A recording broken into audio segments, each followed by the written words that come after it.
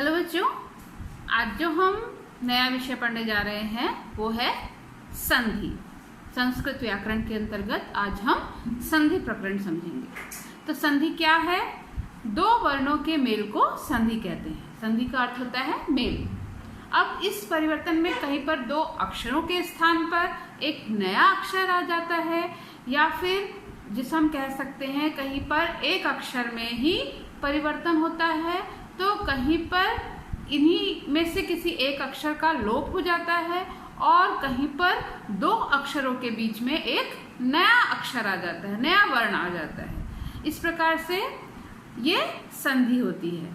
और संस्कृत व्याकरण में संधियां तीन प्रकार की हैं, जिसमें पहला है स्वर संधि, जिसे अच संधि भी कहा जाता है ना। स्वर संधि, स्वर व्यंजन हमने वर्णमाला में पढ़ा है ना। फिर व्यंजन संधि है दूसरा, जिसे हल संधि कहा जाता है, और तीसरा है विसर्ग संधि। आज हम स्वर संधि के विषय में पढ़ेंगे। स्वर संधि क्या है? एक स्वर के साथ दूसरे स्वर के मेल से जो परिवर्तन होता है उसे स्वर संधि कहते हैं। अब स्वर संधि के भी भेद होते हैं, है ना। तो स्वर संधि में जो प्रमुख संधियां हैं वो निम्नानुसार हैं, है ना। पहला है दीर्घ संधि। इसमें हम नियम देख लेते हैं। सबसे पहले जो दीर्घ संधि है उसमें जब कोई ह्रस्व या दीर्घ के समान ह्रस्व व दीर्घ स्वर आए, तब दोनों के स्थान पर एक दीर्घ स्वर हो जाता है। अब एग्जाम्पल इसमें देखते हैं, जैसे अ के बाद अ हो, है ना, तो दोनों के स्थान पर क्या हो जाएगा? अ और अ मिलकर आ हो जाएंगे, दीर्घ स्वर बन जाएंगे, है ना। अब अ जमा अ बराबर आ, है ना। जैसे हमने एक शब्द लिया है मुर, मुर जमा अरी बन गया मुरारी। वैसे ही और उदाहरण लेते हैं। एक जमा अक्षरम बन जाएगा एकाक्षरम। क्व जमा अपि क्वापि। हिम जमा अचलः हिमाचलः। देव जमा अर्चनम देवार्चनम। हिम जमा अंशु हिमांशु। शशधन जमा अंक शशांक। अब ये हमने देखा दीर्घ स्वर। अब अ ह्रस्व के बाद आ दीर्घ हो, है ना। आ दीर्घ हो तो दोनों के स्थान पर क्या हो जाता है? आ हो जाता है ना। अ यानी कि अ जमा आ मिलकर बन जाते हैं आ। उदाहरण के लिए हम देखते हैं देव जमा आलय देवालयः। परम जमा आनंद परमानंद। रत्न जमा आकरः रत्नाकरः। वैसे ही आ के बाद कोई आए, है ना, आ दीर्घ था, अब उसके बाद कोई अगर अ ह्रस्व आता है तो दोनों के स्थान पर क्या हो जाता है? आ ही हो जाता है ना, दोनों मिलाकर भी आ हो जाते हैं। इस प्रकार से एग्जाम्पल बनते हैं विद्या जमा अर्थी विद्यार्थी। देखिए इसमें आ और अ मिलकर विद्यार्थी बड़ा आ बन गए।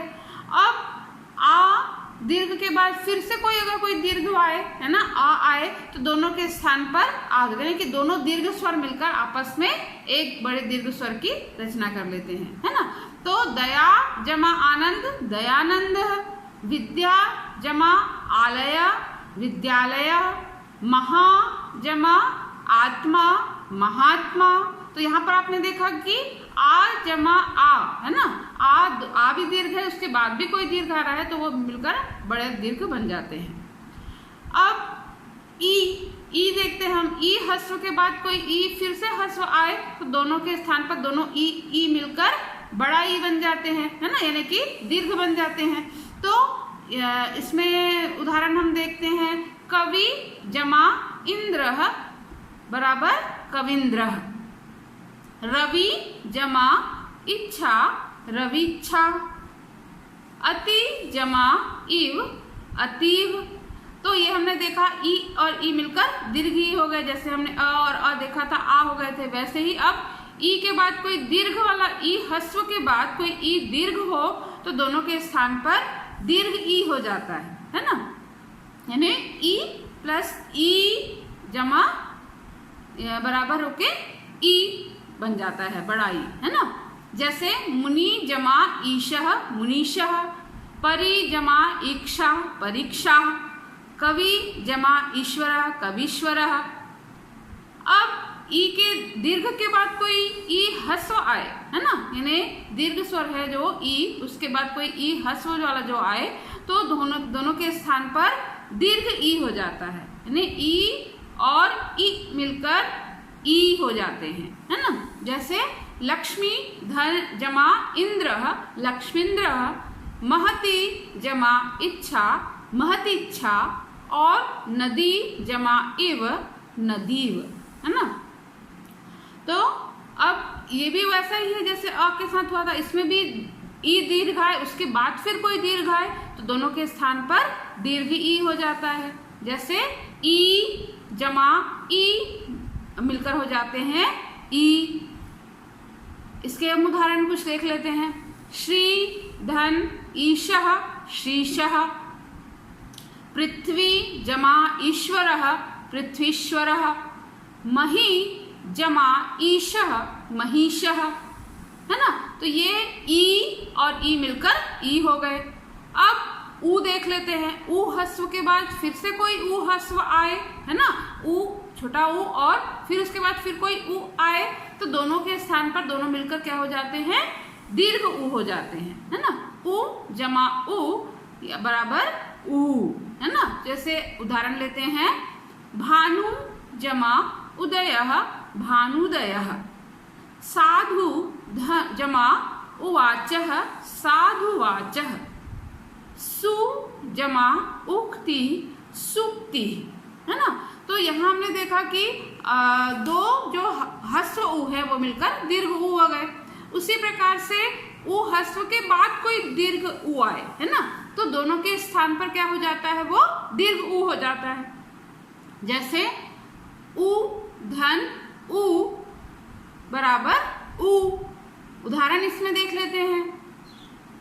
लघु जमा उर्मी लघुर्मी, विधु जमा ऊर्ध्वम विधुर्ध्वम विधुर्वम, और भानु जमा ऊर्जा भानुर्जा, है ना। अब ऊ दीर्घ के बाद फिर कोई ऊ ह्रस्व हो तो दोनों के स्थान पर ऊ हो जाता है, दीर्घ ऊ हो जाता है ना। जैसे ऊ है फिर उसके स्थान जमा ऊ है तो ये मिलकर हो जाएंगे ऊ, है ना, बड़ा ऊ, दीर्घ ऊ हो जाएंगे। जैसे वधु जमा उत्सव वधुत्सव, है ना, तो ये दोनों मिलकर बड़ा ऊ हो गए। अब ऊ दीर्घ के बाद फिर से कोई दीर्घ ऊ आए तो दोनों के स्थान पर फिर क्या हो जाएगा, दीर्घ ऊ हो जाएगा, यानी ऊ जमा ऊ बराबर ऊ, है ना।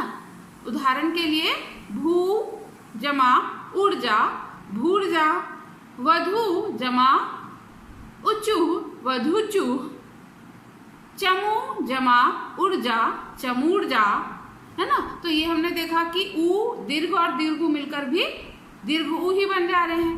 अब री देखते हैं। री ऋषि के री ह्रस्व है और उसके साथ कोई री ह्रस्व हो जाएगा तो दोनों के स्थान पर जो री दीर्घ वाला है री वो हो जाता है। तो री जमा री बराबर री, है ना।